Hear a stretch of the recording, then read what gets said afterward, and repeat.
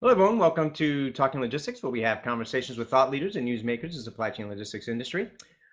Today, it's just going to be me and you guys talking about why user interfaces in supply chain software are getting a makeover. This whole topic of user interfaces, user experience, it's been getting a lot of buzz these days, and I thought this would be a good opportunity for me to share my perspective on the topic and certainly get yours as well. Before we dive into the conversation, just want to remind those of you that are joining us for the first time that if you do want to ask a question or comment, and you're logged in as guest, you will need to register first in order to do so. So, let's get right into the conversation right now. Usability. I've been in the 15 plus years that I've been kind of an industry analyst and talking to companies that have implemented a wide variety of enterprise software, whether it's a transportation management system, a warehouse management system, an ERP. By far, one of the most common complaints you hear from users is just the poor user experience, the poor user interface that they're confronted with when they're trying to use these applications. So, a common thing you hear is, look at the screen, look at all this information that's presented to me. It's information overload, and I don't even need, three quarters of the information that's here. Whereas, some of the information I do need is not here. Um, so that a lot of the screens are, very busy, provide a lot of information that's not needed by that user in that particular role. And again, that kind of limits productivity and creates, frustration on the part of the user. Um, Non-intuitive workflows. You hear that a lot as well. Someone would say, when I do my function, I usually do step A, then step B, and step C. But the interface makes me do step C first, then B, then I got to do an extra step D for some strange reason, and then I have to do A. So again, it adds complexity to the way that people actually work and get the job done. And so a lot of folks get frustrated again with these non-intuitive workflows, with these workflows that don't really represent the way they actually work and kind of go about their business day in and day out. And then certainly the other one you hear a lot is, in order for me to get my, a task done, I have to open up 5 different screens. I have to get information from this screen and then enter it on this screen. Um, and I have to, click, 25, 30 times, in order to get, one transaction completed. So again, just a wide variety of issues and complaints that you hear from users as it relates to different types of enterprise software that they use. And if you, kind of take a step back and you look at the root causes, it's not very surprising. I mean, the main priority that companies give to enterprise software is really more about the features and functions, right? So it's the function aspect of it, less so the form aspect of it. So if you're looking at a TMS, you're looking at the various optimizations capability. You're looking at, you've got this list of different execution capabilities you want. Again, you're really focusing on the features and functions. Same thing for a WMS, ERP, so on and so forth.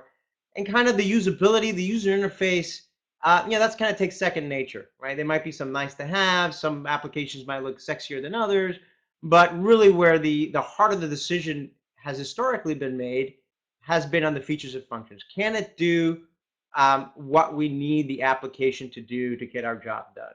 And obviously, the functionality of an application is critically important, and that remains, something that companies have to, you know, uh, uh, it has to remain a priority.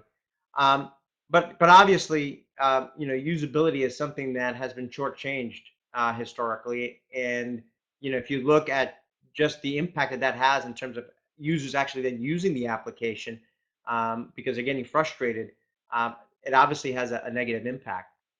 The other aspect is that a lot of these solutions, a lot of these software applications are designed by software people, by IT folks, who have never have been in the front lines of any supply chain function, right? So they're not users themselves. They kind of sit, they come from an IT background, a programmer's background. So they kind of might imagine, what the workflow ought to look like, what the user interface ought to look like, even though they've never been a, transportation analyst. They've never been down at the work at the warehouse. They've never, had to do any kind of demand planning or anything like that. So you've got this disconnect historically between the people who are designing and building the software, who come at it from an IT perspective, versus the users who have to use this application, who have little if no input into how these products are designed. So obviously that's a huge problem there. And similarly, who makes the purchasing decision? Well, in a lot of cases, it's the CIO, or the CIO has got a lot of clout in terms of what application is going to get used. And in some cases, as you often hear, they'll say, we're going to use this IT provider because we're spending a gazillion bucks with them already, and that's the application you need to use. Um, you know, and again, that's not only a problem from a feature function standpoint, but it's also a problem from a usability standpoint.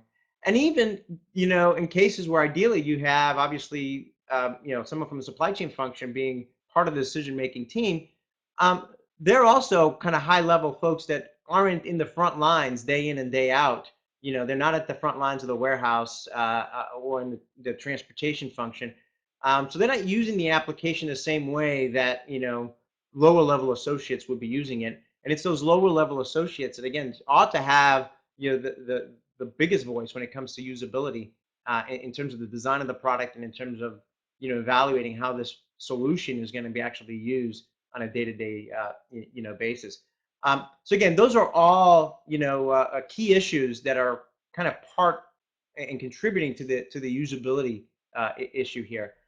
But I'm beginning to see the tide, starting to turn now, and for a variety of reasons. First, we're kind of seeing, one of the buzz terms you hear these days is the consumerization of IT, where we have this generation of workers that are entering the workforce that have grown up in the kind of the web, internet, social, mobile era, and they're using a lot of the social media applications, a lot of these web-based tools on the consumer side, and when they enter the workforce, they're kind of expecting that kind of similar look and feel aspect to it. And what they're encountering is something completely different. I like to make the analogy that a lot of us, a lot of these young professionals, and even many of us that aren't so young anymore, right? These days, this is kind of what we use from a smartphone standpoint, right? An iPhone, or one of these new Android devices, and these smartphones have completely revolutionized the way we use applications, right? The touch features, they're very simple to use, they're intuitive, so on and so forth. Um, and then they enter the workforce, and they encounter this. This was actually one of my very first cell phone here. I mean, look at the size of the battery is bigger than the iPhone these days. So if you use this as kind of an analogy of what enterprise software looks like to a lot of young professionals and those entering the workforce, it looks like this. They're kind of, they come in using this in their daily lives, and the applications that they use, and then when they encounter the business applications, it's like this. It's like a brick. It's rigid. It's not pretty. Um, and again, they're beginning to have an influence in terms of, and speaking out in terms of, these applications just aren't going to work for us. And in fact, one of the areas, the cell phone analogy is kind of good because one of the areas that we're seeing this consumerization of IT is in the cell phone use at companies, where you're seeing companies allowing now employees to bring their own devices, because a lot of employees were coming into the workforce using an iPhone or an Android device, and they were handed Blackberries, and which until these latest releases, were very rigid, had poor applications. The whole internet online experience was awful. And they said, no, we want to use these. We want to use our iPhones. We want to use our Android devices. And what we've seen now in that front, kind of IT moving in that direction, and again allowing the consumerization of IT. And I think we're going to be seeing the similar types of things happening, on the software front and in the business application front. The other thing is that, and this is a point I've been making for some time, is that as these enterprise applications between different applications from different vendors reach parity, and these days, what I tell a lot of folks is, if you're looking for a transportation management system, a warehouse management systems, unless you have very unique requirements, or you've got very complex applications, I mean, you've got a variety of different options out there, a lot of different vendors out there that for the most part, from a feature function standpoint, are going to meet your requirements. So a lot of vendors are beginning to recognize that the next area for competition for them is to compete on design, compete on usability, and on the user interface side. And we're beginning to see, developments in that area as well.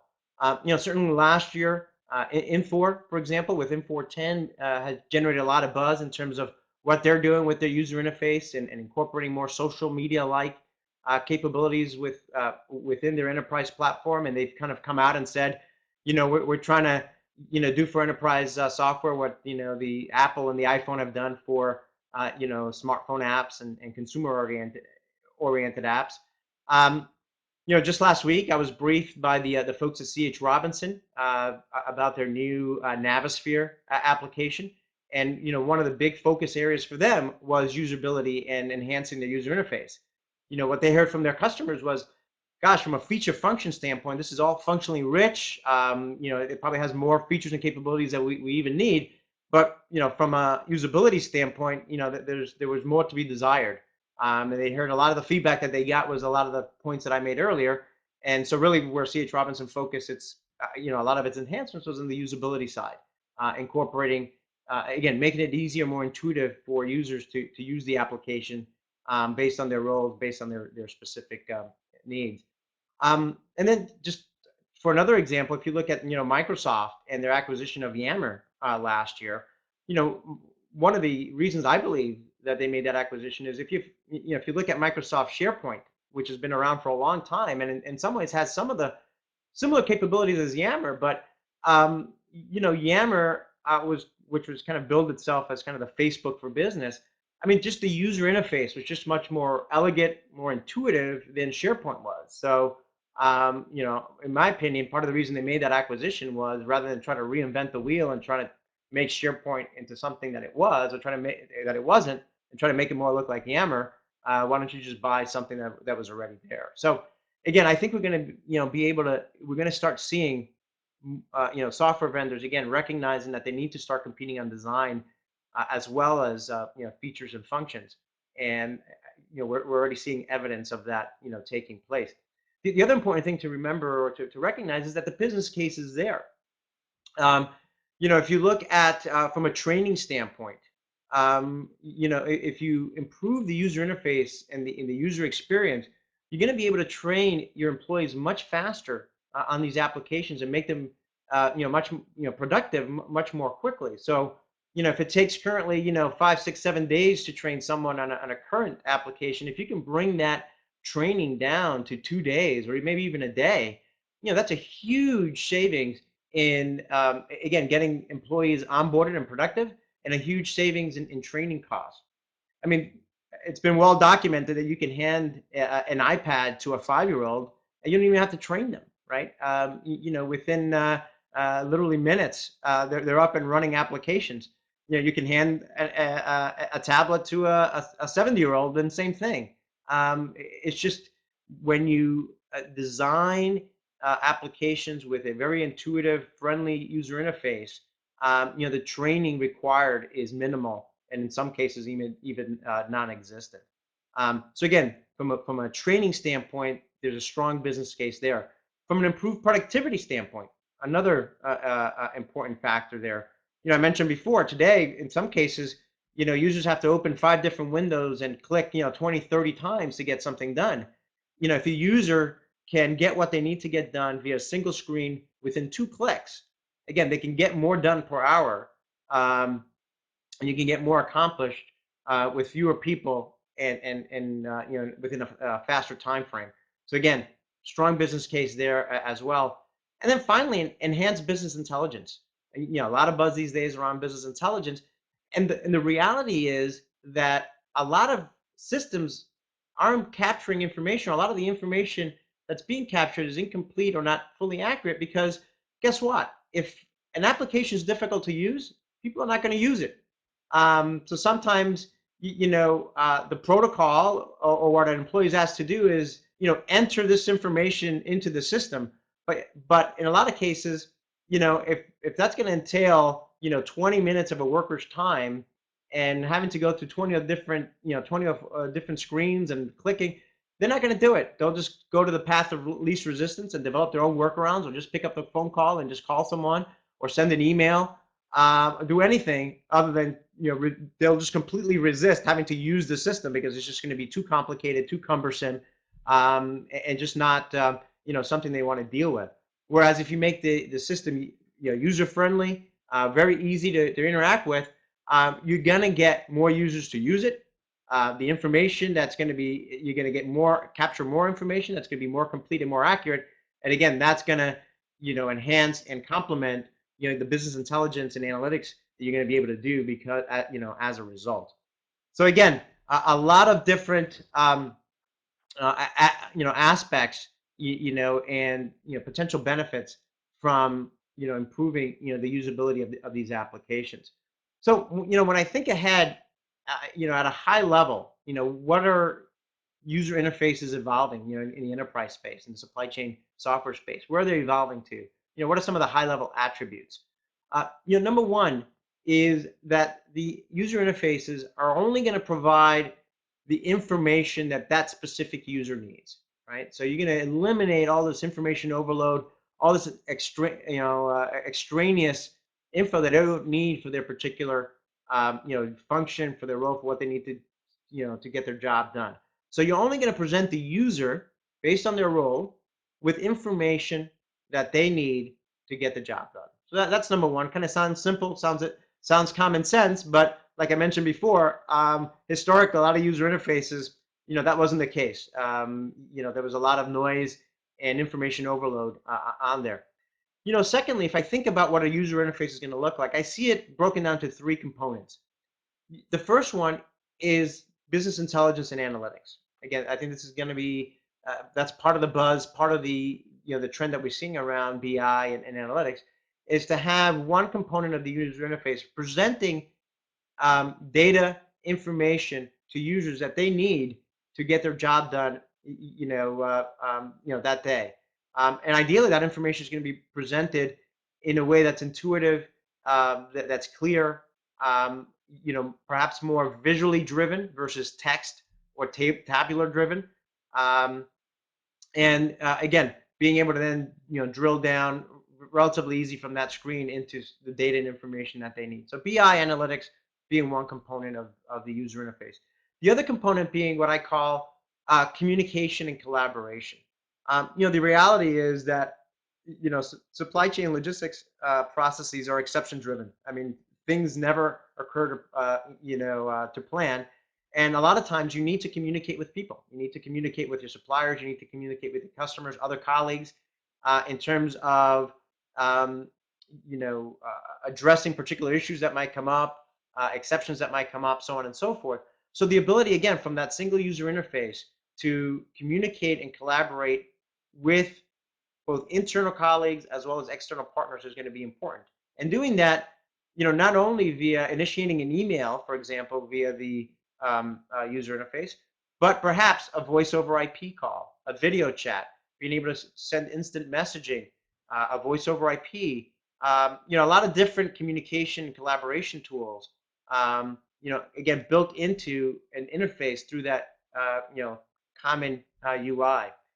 And then the third piece of it is actually the transaction window, or the transaction pane, where based on that particular person's specific role, that's where they go and execute transactions and manage their transactions. So at a high level, those are the components that I see out of the user interface. Another attribute is the ability for the user to configure the user interface, specifically to their specific needs, and to configure the workflows as well, to again, to align to the way they get the job done versus the way the software vendor or the designer of the application thought that they should get the job done. Again, so configurability is going to be highly important in user interfaces. And then finally, I would say, kind of, if you're looking at a metric or kind of a goal, I would say the ideal would be to enable a user to get 80% of what they do on any given day via that single screen with one or two clicks, right? I mean, there's always going to be times that you're going to have to access another application or open on the window. But I think if you as a user can get 80% of what you need to get done via one single window with one or two clicks, I think it's going to be a huge improvement to the way that, again, you get things done, to the way that you interact with these applications, and the way you are more, the productivity that you're able to generate. So those are some high level thoughts on user interfaces, what some of the problems are, where I see some of the attributes going forward. Um, so I just want to highlight now, four trends or things that I see that are going to be happening in the years ahead. So I'm going to put this up on the screen.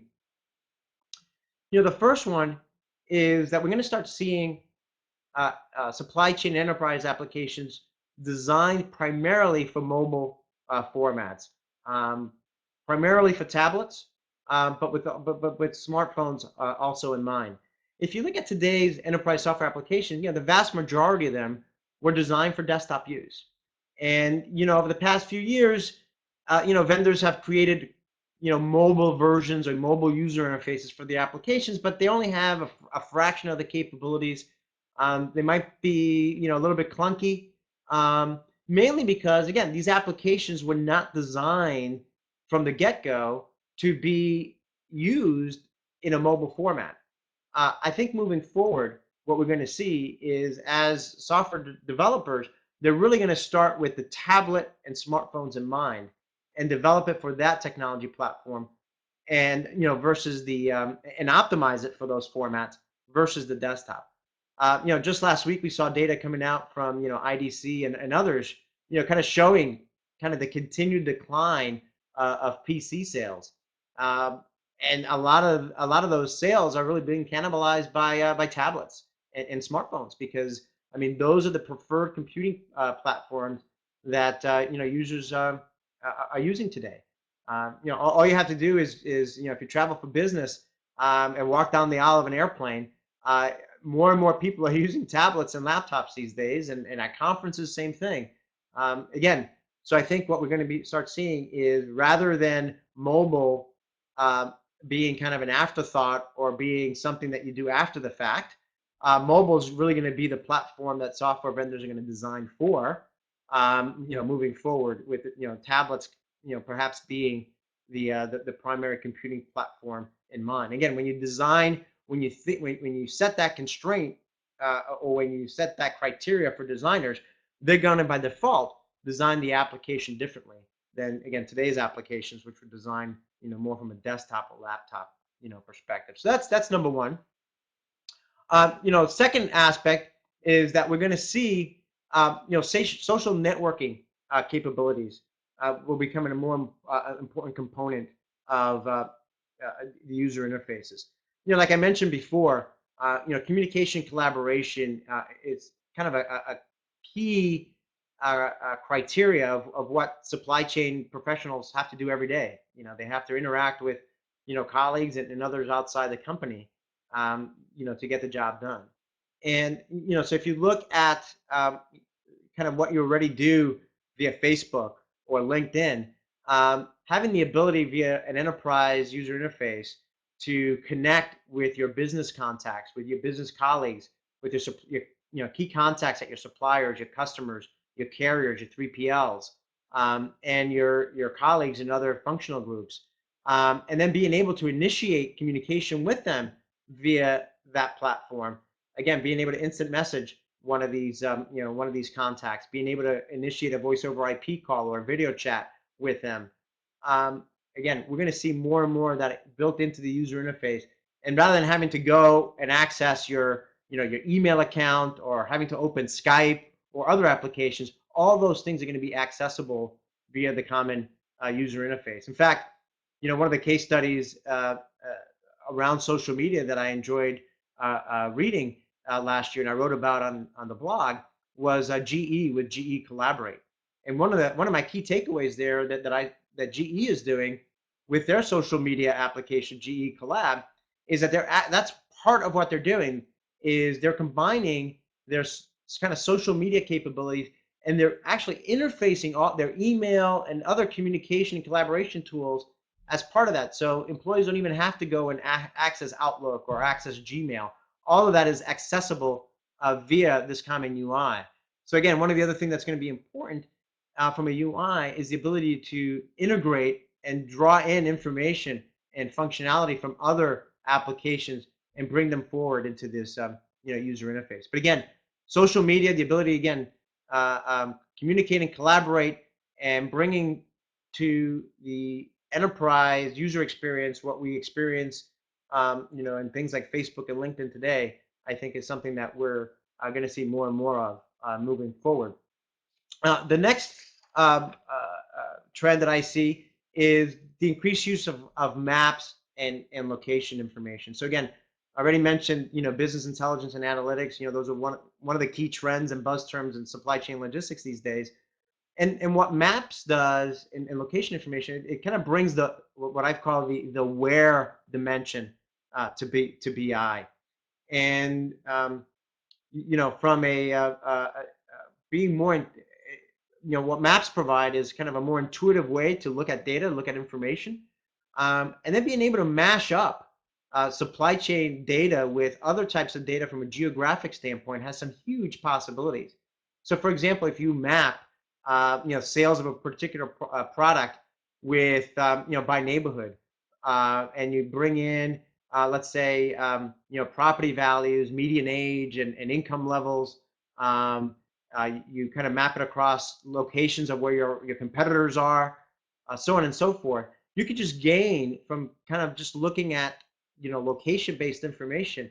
You have the ability to glean insights that you might not be able to gain otherwise if it wasn't presented in kind of a visual map, location-specific kind of context. So again, the ability to bring in GPS and map information into the user interface is something that we are already seeing, um, and we're going to continue to see more and more of, moving forward. And then finally, the last piece, and this one might be a little bit further down the road, but I think it's going to happen nonetheless, and it's something that I've talked about in previous episodes, is voice or Siri as a user interface. Again, we see this already with in the consumer realm with the iPhone and other applications. We see it at the warehouse level again with voice enabled picking and so forth.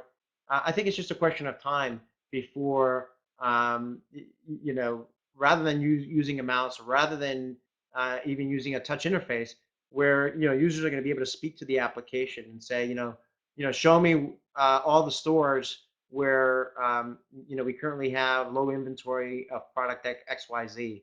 Oh, show me all the inventory in transit right now for this particular product. Show me where my trucks are. Um, show me which loads currently have some available space in them. The possibilities are endless. But again, if you think about the ability to speak um, instructions to an application and have the application really bring that information forward to you, the possibility is there really, to enhance productivity, to make the, quite frankly, to make the experience much more fun and, and interesting, by having it be voice driven, to complement, other ways of interacting with the application. So anyway, those are my thoughts on, the growing importance of user interfaces and why they're starting to get a makeover and what we're going to start seeing in the years ahead. Uh, I don't know if you have any questions or not. None have come in so far, but certainly you can go to the website, talkinglogistics.com, and you can post your comments and thoughts there. I'll be happy to answer them as well. So again, thank you all for joining me today, and I look forward to seeing you in a future episode of Talking Logistics. Most weeks um, we have some great guests come on, leading executives or academics, and we have some great ones coming up in the weeks ahead. So certainly look forward to seeing all of you in a future episode. Again, thank you, and have a great week.